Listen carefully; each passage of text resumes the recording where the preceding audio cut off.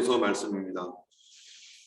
에베소서는 소위 우리가 옥중서신이다 이렇게 말합니다.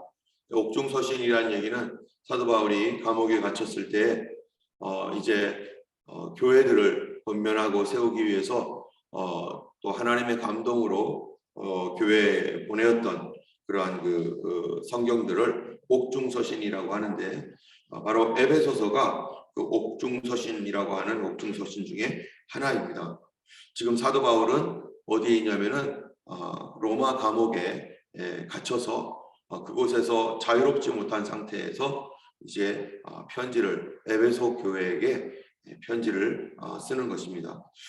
때문에 이 사도 바울이 썼던 이 에베소서는 사도 바울이 감옥에 갇혔었던 때가 이 로마로 갔었을 때니까 그때가 AD 약 62년경 그 어간입니다. 그리고 나서 62년 그 어간에 요때에 그 황제가 누구냐면은 우리가 그 유명한 네로 황제입니다. 그래서 네로 황제 당시에 사도 바울이 로마에 가가지고 복음을 전하기 위해서 로마로 갔죠. 그 로마로 어떻게 갔습니까? 바로 이 예루살렘에서 잡혀가지고 그가 감옥에 이 로마 군인들의 호위를 받고, 그러는 가운데서 이 로마 사도행전을 보면은 이제 이 사도 바울이 유대 회당을 모독했다, 또 성전을 더럽혔다라는 이유로 유대인들에게 모함을 받아가지고 그가 잡혔는데, 그 잡힌 이 사도 바울을 이제 로마로 이 로마 군인들이 사도 바울을 보호해주고, 그러다가 유대인들이 계속해서 이 사도 바울을 고소를 합니다. 그러니까 사도 바울이 내가 가이사에게 가가지고 이 문제에 대하여 내가 판결을 받겠다 해서 로마로 가기로 그런 식으로 결정이 되어서 이 베스토라든지 또 다른 그런 총독들이 사도 바울을 신문해 보니까 이 로마법상으로는 사도 바울이 이런 것으로 황제에게 사람들에게 고소를 당해가지고 이 법정에 설 일이 아니에요. 그럼에도 불구하고 사도 바울 마음속에 하나님께서 주셨던 것이 뭐냐면은 네가 로마도 보아야 될 것이다, 로마에서 사람들에게 복음을 전해야 될 것이다 라고 이미 말씀을 주셨기 때문에 사도 바울이 얼마든지 풀려나서 자기 마음대로 전도할 수 있고 자유를 얻을 수 있음에도 불구하고 하나님께서 주신 그 말씀 때문에 자기는 감옥에서 그냥 죄수의 몸으로 난 로마 가겠다 해가지고요, 그렇게 로마로 가게 되었습니다. 그래서 로마로 압송이 되어서 드디어 이제 감옥에 갇혔는데, 소위 이 감옥이라고 하는 것이 뭐 지하 감옥 이런 것까지는 되지 않았어요. 왜냐하면은 사도 바울이 그래도 어떤 중범죄가 아니라 이 고소를 받았기 때문에 이 문제에 대하여 더 상급 법원으로 가서 내가 심판받겠다 하는 그런 상태였기 때문에 어떠한 이 죄에 대한 형벌이 확정되거나 이 사람이 죄인이라고 하는 그런 형벌이 확정된 상태가 아닙니다. 마치 구치소에 가 있는 경우에는 어떻습니까? 그가 재판을 받기까지 아직 확정되지 않은 거예요. 형이 확정되지 않은 그런 상태이기 때문에 감옥도 그런 범죄가 정해져 가지고 징역 몇 년 뭐 이런 감옥이 아니라 이제 거기서 기다려야 되는 그런 것이죠. 그래서 사도 바울에게 특별히 더 자유를 주어서 그가 가택연금식으로 어디 다른 데 가지 못하고 대신에 로마 군인들이 사도 바울을 지키고 이런 가운데 사람들도 왔다 갔다 할 수 있고 만나볼 수 있는 그런 가운데서 사도 바울이 이제 편지를 쓰는 것입니다. 그 편지의 내용이 바로 에베소에 있는 교회들에게 편지를 쓰는데요. 이 에베소서라고 하는 이 에베소서는 특별히 페람서신입니다. 페람서신이라는 건 뭐냐면은 그 소아시아 지역에 에베소 교회만 있는 것이 아니라 여러 교회들이 그 주변에 개척된 교회들이 있습니다. 그래서 이 말씀을 이제 에베소 교회뿐만 아니라 여러 군데에 있는 다른 교회들도 같이 보라라고 하는 의미로 이제 에베소서를 썼습니다. 에베소서의 전체적인 내용이 어떤 것인가 하면요, 에베소 교회는 이제 사도 바울이 전도 여행 가운데 이제 막 개척이 되었던, 개척된 지 얼마 되지 않은 교회입니다. 개척된 지 얼마 되지 않은 교회니까 교회로서 이제 모습을 조금씩 갖추어가고 있는, 그러나 그 전에는 교회라는 것이 없었기 때문에 교회가 뭔지를 잘 몰라요. 사도 바울도 교회 생활 뭐 얼마나 오래 했습니까? 사도 바울도 그렇지 않았죠. 그런데 하나님께서 이제 교회를 세워 가야 되는데 구약 성경을 통해서 교회가 무엇인지를 조금씩 알게 되는 것이죠. 그 당시에 교회 형태로 되어 있는 유대교는 유대교에 뭐가 있었냐면 회당이라는 것이 있었습니다. 원래는 유대교회는 성전을 중심으로 그들이 생활을 했어요. 그래서 유대에는 유일한 성전인 예루살렘 성전이 있었고, 사람들은 이 예루살렘 성전에 1년에 3번씩 와서 거기서 제사를 드리고 또 어떤 일이 있을 때마다 와서 성전 중심의 생활을 그런 식으로 했었습니다.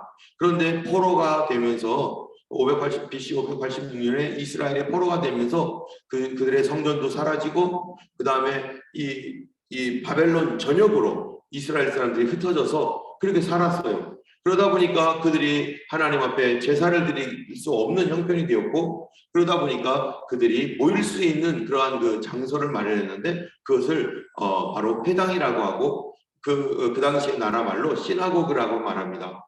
이 회당에서 10명 이상의 사람들이 모여서 이렇게 예배를 드리고 그렇게 했던 것들이 점점 시간이 지나면서 이제 예수님 당시에 이 로마 전역에 많은 시나고그 회당들이 있었고, 그런 그 회당을 중심으로 그래서 사도 바울이 복음을 전했던 거예요.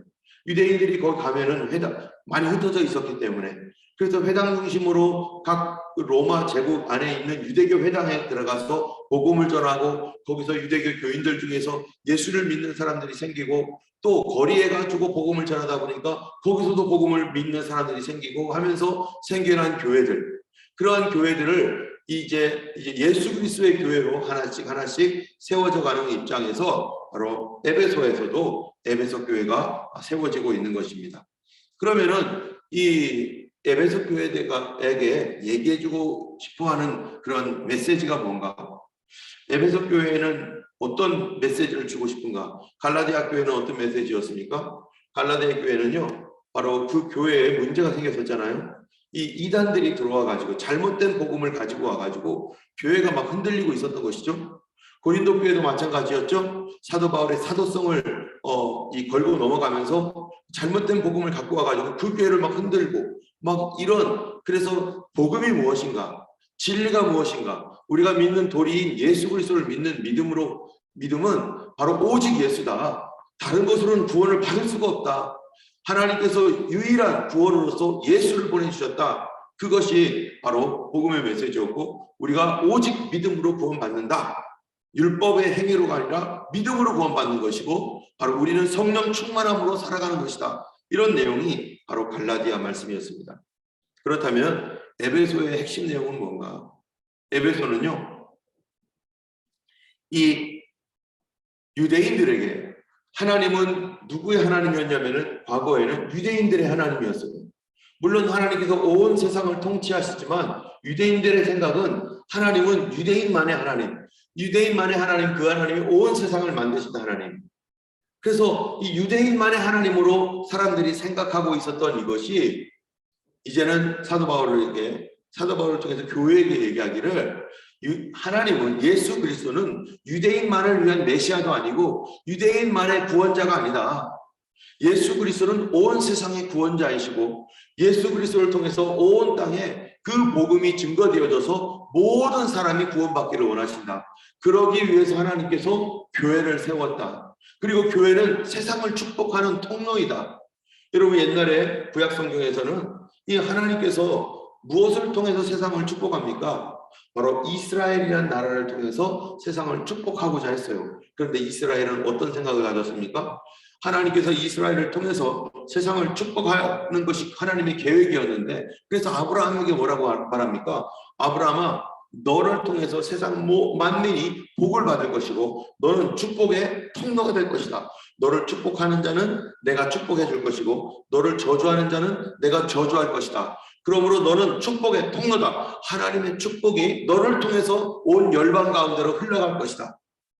그래가지고요, 그 예가 뭡니까? 이 이스라엘을 통해서 세상을 축복해 줬던 그 이그젬플이 다윗과 솔로몬 당시에 그 거대한 제국이 일어나고 또 솔로몬을 통해서 세상에 하나님의 지혜가 흘러가니까 세상 사람들이요 솔로몬 얼굴 보고 싶어서 솔로몬에게 지혜를 배우고 싶어서 심지어 구스 아프리카에서도 이 이디오피아 여왕이 찾아올 정도로 그렇게 이스라엘을 통해서 세상이 복을 받도록 하나님이 계획하셨지만 그런데 이스라엘은 자기들을 선택하신 하나님의 계획을 정확하게 몰랐어요.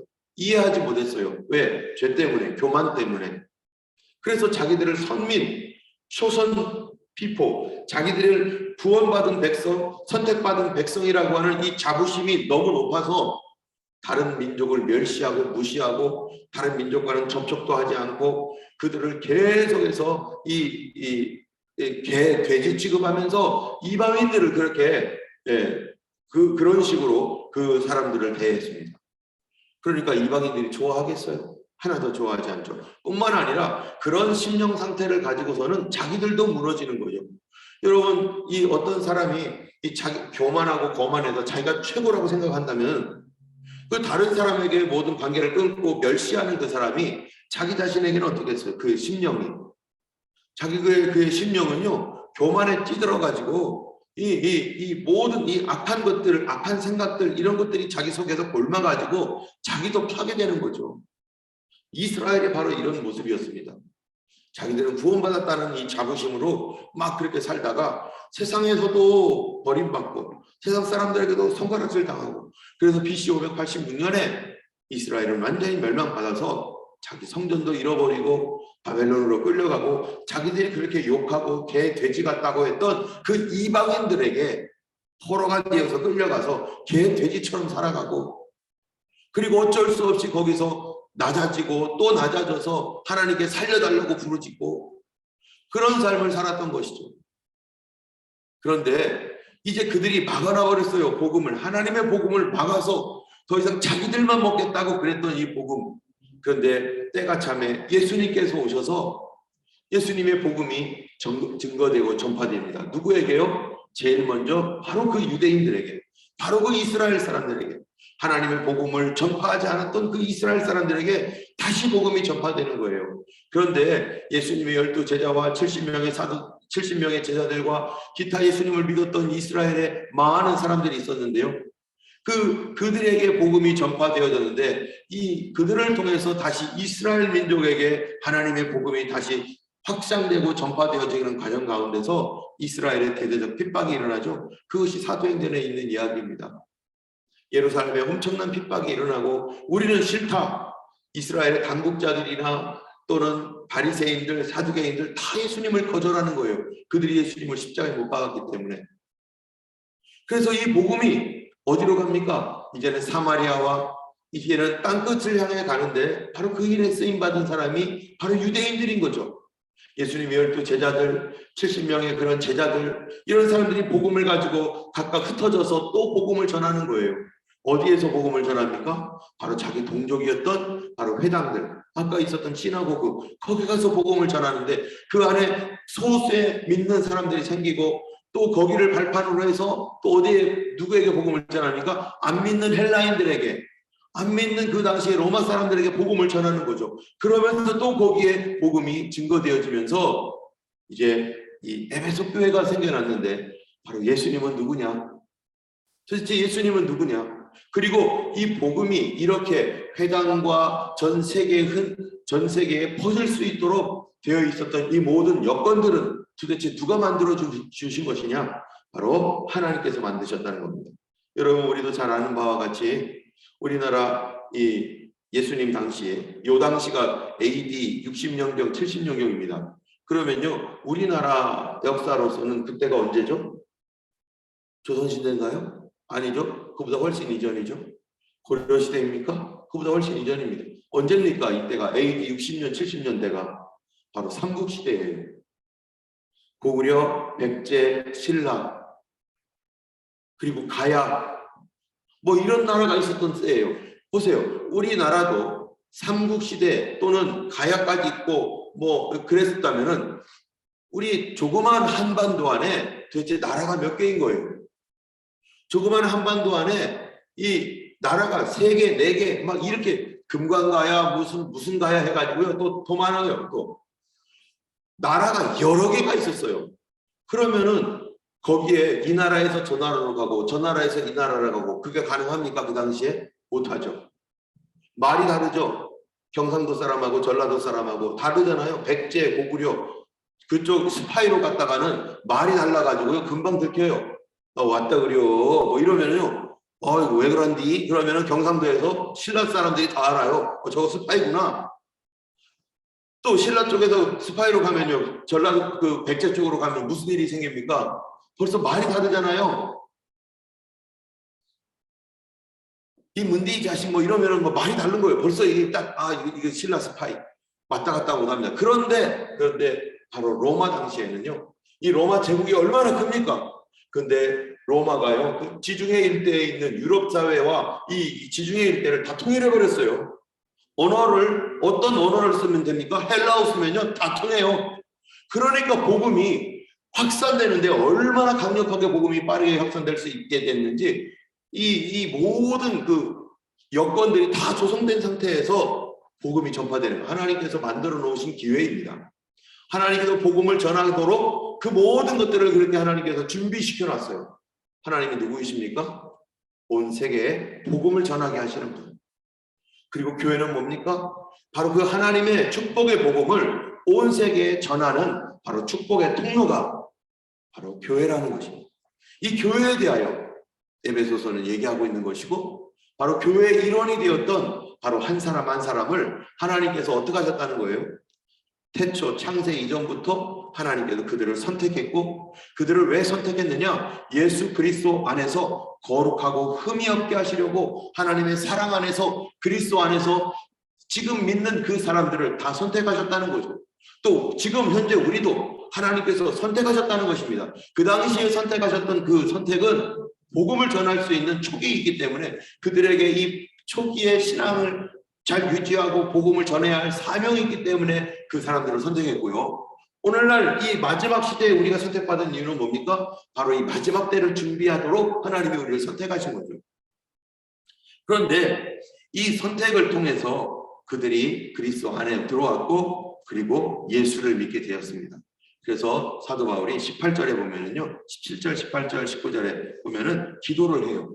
어떻게 기도하느냐? 우리 주 예수 그리스도의 하나님 영광의 아버지께서 지혜와 계시의 영을 너희에게 주사. 이게 너희가 누굽니까? 교회예요. 우리 교회는 무엇을 위해 기도해야 됩니까? 하나님 우리에게 지혜와 계시의 영을 부어 주옵소서. 누굽니까? 지혜와 계시의 영이 성령입니다. 성령을 부어 주셔서 하나님 지혜롭게 하시고 계시를 깨달아 알게 하여 주시고 하나님의 말씀을 분명히 듣고 행할 수 있도록 역사하여 주옵소서. 성도들은 지혜와 계시의 영으로 충만해야 되고 교회는 지혜와 계시의 영으로 충만해야 됩니다. 두 번째 18절 너의 마음의 눈을 밝히사 그의 부르심의 소망이 무엇이며 성도 안에서 그 기업의 영광이 풍성함이 무엇이며 19절 그 힘의 위력으로 역사하심을 따라 믿는 우리에게 베푸신 능력의 지극히 크심이 어떠한 것을 너희로 알게 하시기를 구하노라. 여기 보니까 그의 부르심의 소망, 우리를 왜 불렀는가, 나를 왜 택했는가 우리가 알아야 됩니다. 하나님 앞에 기도해야 됩니다. 또 성도 안에서 그 기업의 영광의 풍성이 무엇이며 하나님께서 우리를 위해서 주시고자 하시는 그 하나님의 기업, 하나님의 그 헤리티지, 하나님의 그 축복이 뭔지를 알기를 구하는 거예요. 그러려면 말씀 봐야죠. 하나님의 뜻이 무엇인지 알려면 성경을 공부해야 되는 거죠.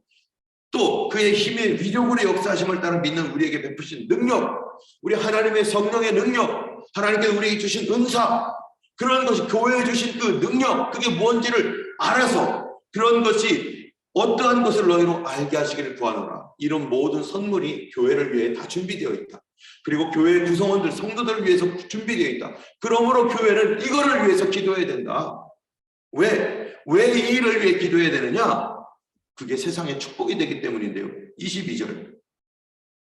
22절을 보면은 또 만물을 그 발 아래 복종하게 하시고 그를 만물 위에 교회의 머리로 삼으셨느니라. 자, 교회의 머리는 누굽니까? 예수님입니다. 그런데 교회는 뭘까요? 교회는 그의 몸이니 만물 안에서 만물을 충만케 하시는 이의 충만함이니라. 예수님이 온 만물을 창조하시는 창조주이십니다. 예수님이 만물의 창조주이신데 그 만물의 창조주신 예수님을 머리로 모시고 있는 것이 교회입니다. 근데 교회는 뭐 하는 곳이에요? 교회는 23절에 만물 안에서 만물을 충만케 하시는 이의 충만함이니라. 이게 바로 무슨 말이랍니까? 바로 이게 교회가 하나님의 축복의 통로라는 얘기예요. 만물의 충만함은 교회를 통해서 나간다. 교회를 통해서 하나님의 축복이 흘러가게 되어 있다. 여러분, 교회가 평안하고 성령 충만해야 가장 혜택받는 사람들이 누굽니까? 바로 성도들이에요. 교회가 항상 행복하고 기뻐야, 교회가 성령 충만하고 은혜 충만하고 기도 충만하고 능력 충만할 때 가장 혜택을 받는 사람들이 누구예요? 바로 성도들이고 성도들의 가정이고 남편과 아내들이고 그 자녀들이고, 우리가 가장 축복을 받는 것이죠. 우리가 축복의 통로가 되니까. 그것뿐만 아니라 우리를 통해서 하나님은 세상을 축복하기를 원하시는 거예요. 우리가 나아가서 믿지 아니하는 사람들에게 선하게 대하고 그들을 위로해주고 용서해주고, 우리가 기도할 때 그들의 병이 낫고, 우리를 통해서 예수 그리스도로 다시 그들이 돌아와서 사단의 세력과 허물과 죄로 죽었던 그들이 그리스도 안에서 다시 살아나고 변화되어 새 사람 되어서 하나님께서 주시는 그 은혜를 누리며, 이것이 바로 교회가 하는 일인 것입니다. 그래서 교회는요, 17절, 18절, 19절에 있는 이 기도가, 우리의 기도가